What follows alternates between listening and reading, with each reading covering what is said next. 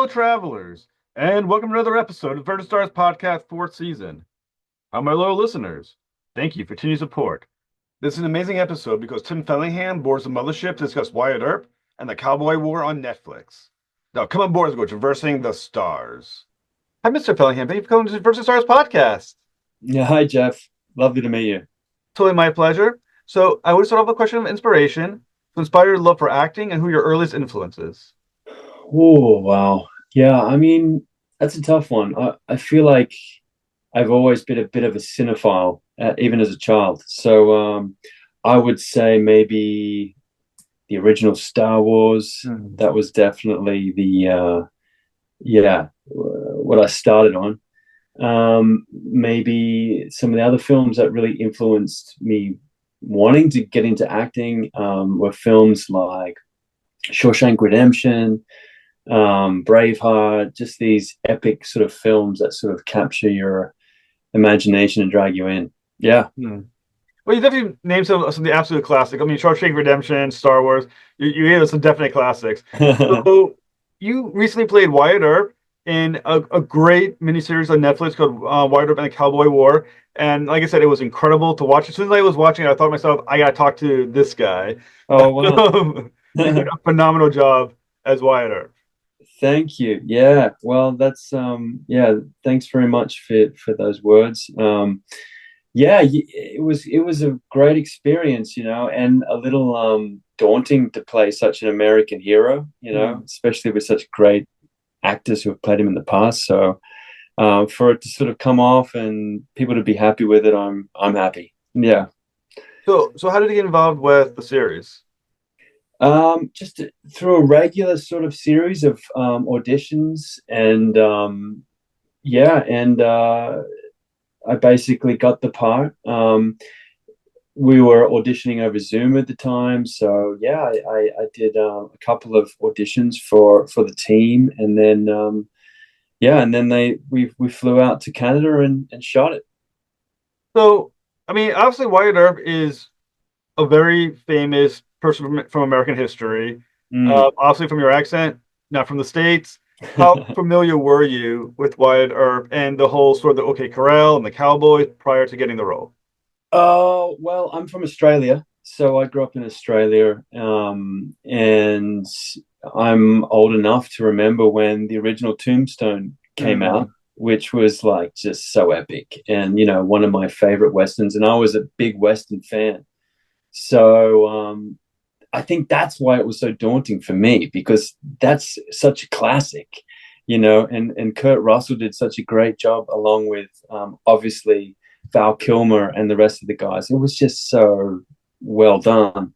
So it was pretty daunting to be thinking, to think we were on that sort of path to try to do something similar, I guess, Um, so yeah, I did know a little bit about it, and growing up in Queensland in the countryside, my father was just yeah, he's always been a big gun lover and a Western sort of lover, so he knew all about the guns and everything. So he was just as excited as I was for me to jump into this part. And as you mentioned, you're walking in the footsteps of some giants of acting. I mean, like I said, you got Right, Kurt Russell. There's another version that had Kevin Costner. right, Many other famous versions over the last 100 something years where these portrayals have been done by actors. And yeah. certain portrayals that you thought to yourself, I want to walk in this guy's footsteps, or were you trying to walk away from the actor that you knew and say, I need to do something totally different? You know what? I what? Yeah, I I was very like I really did want to do something different, and I was aware of both obviously Kurt Russell's performance, which I felt was so strong and manly and big, and a little edging on psychotic, and I loved that, and I thought that was so interesting about him. But then you've got the Costner performance, which is a little bit more internal and goes on that emotional journey with him. I, you know what, I'd be lying to say that they didn't influence what I did, but I'd now I'm thinking about it actually for the first time, which is a bit strange. But I would say that I kind of did my own interpretation because I feel like you've got to find your own way into these characters. Otherwise, it is just a um, pantomime, you know? Yeah. And the interesting too, is that with Wyatt Earp, there's several different interpretations of Wyatt Earp. There Mm, is like a very Hollywood-esque version of him where he's also basically a superhero, like in the Old West. There's a version of him that they kind of flirt with a bit in the miniseries where he is potentially not that great of a guy in many ways. I mean, he's definitely a vigilante at times. He could very well, mm. depending on your perspective, be a criminal. How much research did you do into the real Wyatt Earp? Which version of him is the one that you thought was the most realistic? Oh, I didn't really watch any of the shows or the movies just because I wanted to sort of like separate any imagery from before we shot the series, but I didn't have a lot of time. We kind of we were cast and basically shooting within weeks, so I didn't have a lot of lead time for prep. But what I did do was just a deep dive on him as a person. And the more I looked at him, the more I had a sense that he was probably an introvert. Like he just seemed like this quiet, stoic sort of madman. Which and that's what I guess I internalized when I took him on, which is strange because I think sometimes as an actor, you can plan for things, but then when you start filming or performing or whatever it is, whether it's in front of a camera or on stage or whatever, you find something, and there's something that sort of comes to you, and I feel like that's what came to me. That he was a very private man, sort of thrown into the spotlight, and he was never looking for the spotlight, but he found it. Well, like I said, Yeah. I think we do with him was so incredible because, like I said, you're playing this obviously this icon, but there's such like a simmering anger to how you perform Wyatt Earp's character. He's intimidating without saying a whole lot. You did an extremely like nuanced version of Wyatt Earp, and I think it was incredible watching him basically slowly explode over the course of a miniseries. It was like a slow, like a slow action Yeah. explosion of an individual. Yeah. I don't know how much of that anger was my own, but maybe a bit of both. But like, yeah, I guess that was the I felt at least that he was being antagonized the whole time. Hmm. And it's like, it's like when a bully picks on someone over an amount of time, they're either going to be crushed with that weight, or one day they're going to turn around and let loose and give you hell. Yeah. And that was Wyatt. He wasn't going to lay down for anyone. Yeah. Well, the other thing that's kind of interesting about your performance and the miniseries itself is the miniseries has different perspective a little bit. You have Mm. what the Earp's perspective was, and you have a little bit of Ike's perspective of the Earp. So even though, I mean, his perspective obviously is twisted because he's intentionally, according to the miniseries, manipulating his truth, of what the Earps were doing. Right. Were you actively aware of when you're portraying Earp if it was Earp as Earp would see himself, or when you were playing Earp as Ike was seeing him? It's funny because we shot so many different versions of it. So we'd often break and have a conversation about, okay, this is Ike's perspective. So it was nice to be able to like lean into these like abstract versions and really, go crazy or whatever it may be. So that was kind of fun to play, but also a little confusing at times because you would have to try to like remember, okay, is this Wyatt's version? Is it, or is this the truth? Is this Ike's crazy version? So yeah, it was kind of fun, but a little maddening to play all these kind of like flashback points of view. Yeah. And I think another thing that's kind of interesting is that usually as an actor, I'm guessing because I've never been an actor, but I mean, but as an actor, you get a script and you interpret the script and how you believe an actor is thinking or feeling at any given moment, right? And you let Mm. your original script or whatever it is kind of guide your performance. In the miniseries, you have these experts kind of telling you a little bit of what Earp is thinking or feeling at any given moment. Does that change how you approach a scene when you know these experts, or did you even know what the experts were going to say at any given moment? Yeah, it was great. It was really great. The amount of information we were fed during the filming really helped. Um, Stephen David and his team did a lot of investigating, so that was great to get the as much as we know the first hand of what actually happened, and which obviously played into the performance and the show. So yeah, I mean, I didn't realize how much of the law he took into his own hands. So that was quite interesting and fun to play with. Because even the movie Tombstone, which is one of my favorite movies of all time, I mean, it is a brilliant movie.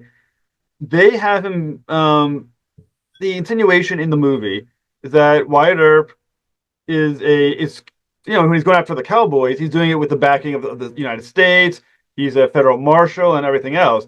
The miniseries plays that a little bit differently. According to the miniseries, he wasn't as approved by the government as Tombstone kind of has you believe he was. I mean, they kind of were not stopping him for the entire part, though they kind of did have him as a like wanted for a little while.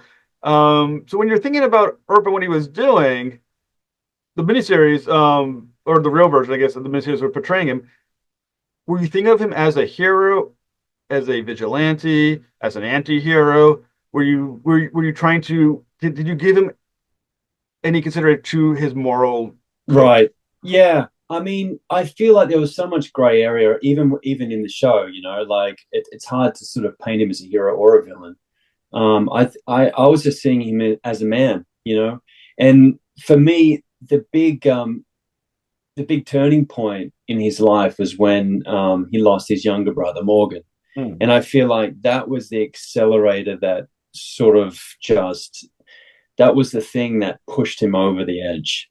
And once that happened, and then there was still that threat of Ike. I feel like that was what pushed him into taking the law into his own hands. Yeah. Do you think the events from point of history, and like I said, and how the miniseries portrays it, and obviously right now your perspective of Wyatt Earp, do you think the events were inevitable? Do you think Wyatt Earp had a chance to back out at any point and stop it from happening, or do you think once the inciting incident with I think it was a train robbery or it was a stagecoach robbery, one of the two, Mm. it was inevitable that he was going to go down that path? I think he saw the painting on the wall, and it was sort of pointing at him. So I feel like maybe he felt like he was like pushed into the corner, and this was his only way out was by literally like taking Ike down. I mean, I think there probably was another way to do it, but when you're dealing with men with big egos and in a time where it was the Wild West. You never knew what you were going to get, and with Wyatt, I guess he felt like he needed to prove his innocence and and restore his family name, perhaps. Now, the cool thing is obviously you're playing in the Old West, and the thing about the Old West is that it becomes a character in its own right, right? I Mm. mean, the Old West is a sort of a point, at least in American history, that is so so it's like a unique moment. It has a feel to it. So when you got the role as Wyatt Earp, obviously you got to be in the Old West. You got to learn how to ride a horse. You're learning how to shoot those old school guns. How much training did it take, or did you have to learn how to do all that? Well, we didn't have a lot of time, Jeff, but I mean, I live in Denmark, so I don't live in Arizona or anywhere where I can just jump on a horse in the sunshine. So it was at a time where things were getting dark, as it is now at this time of year. But luckily enough, I found this great horse riding school, and they took me in with little notice, and I got a bit of training, but I do have a bit of a history on horses. Like I grew up on a farm in Australia, so I've ridden a little, so I was comfortable around horses, and I think that was half of the battle when you're learning to ride. They can really sense your fear. So I was comfortable on the horses. Maybe I might have initially um, bent the truth and told them that I could have ride a little better than I could. But by the end of the show, I could say that I was confident on the horse, and I did a lot of the riding myself. So I was really happy with that.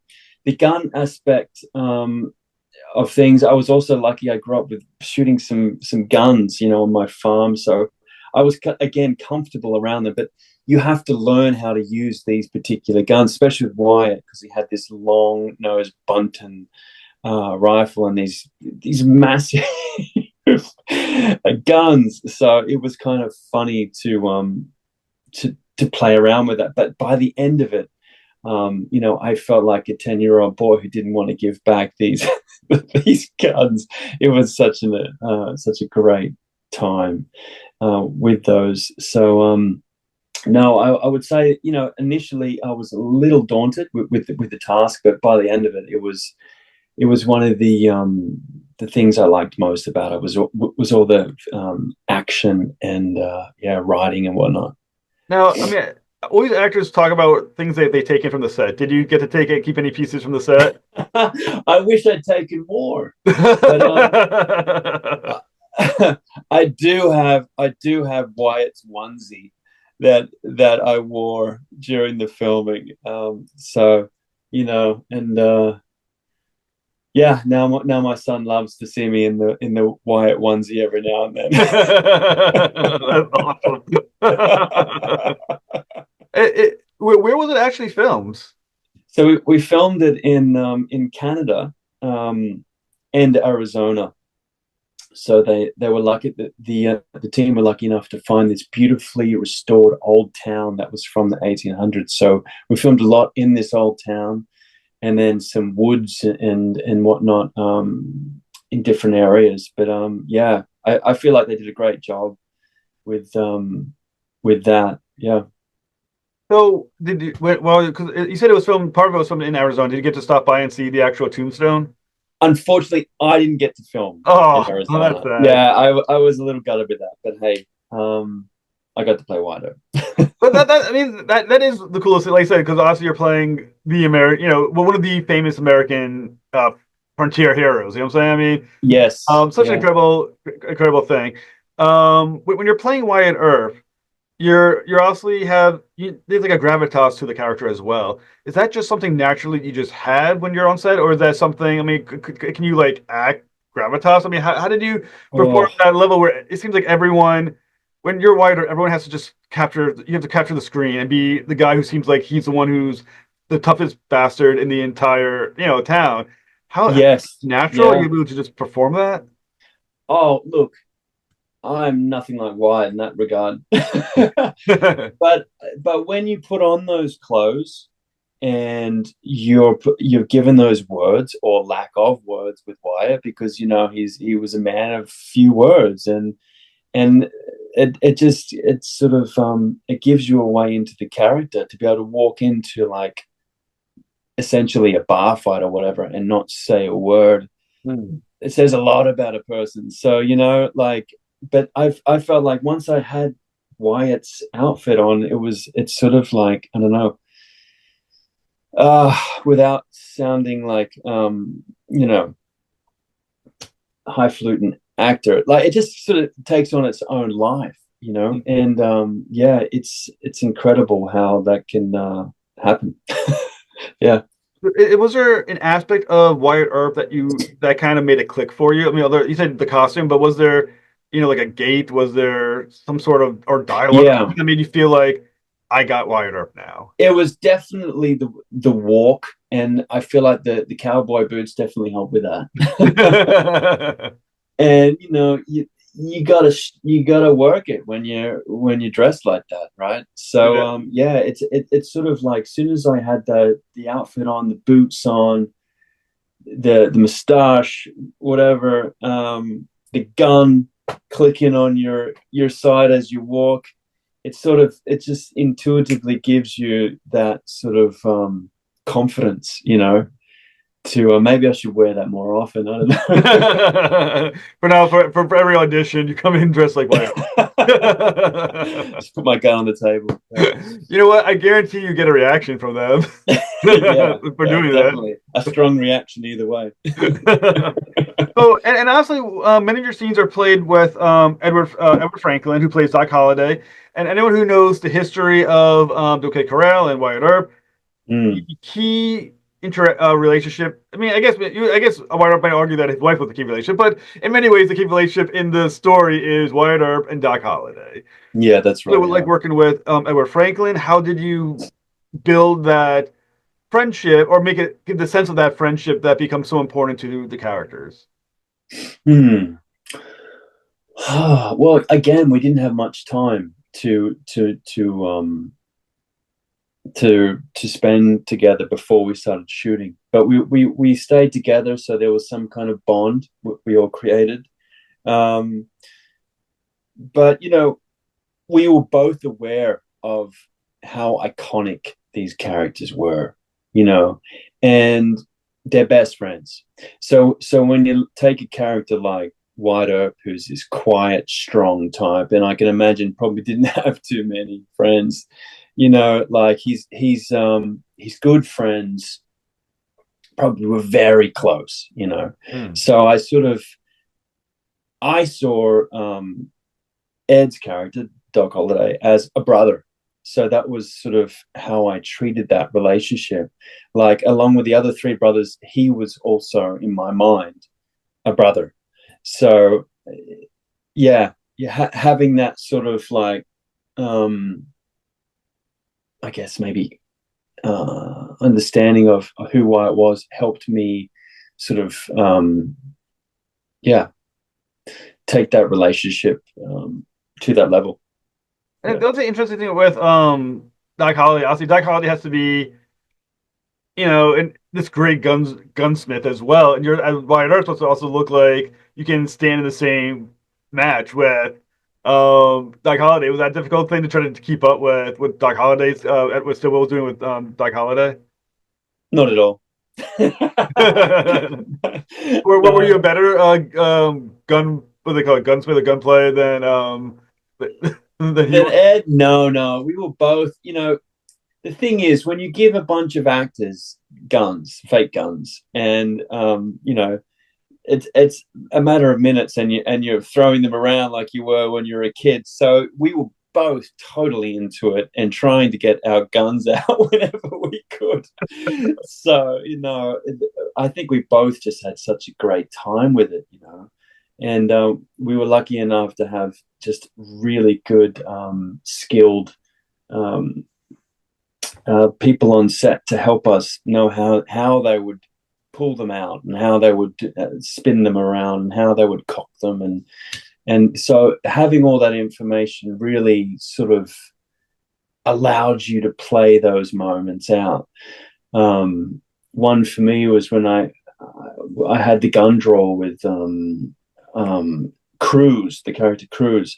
I mean, just having all that information really helped not think about it and just allow it to become sort of second nature. Yeah. Hmm.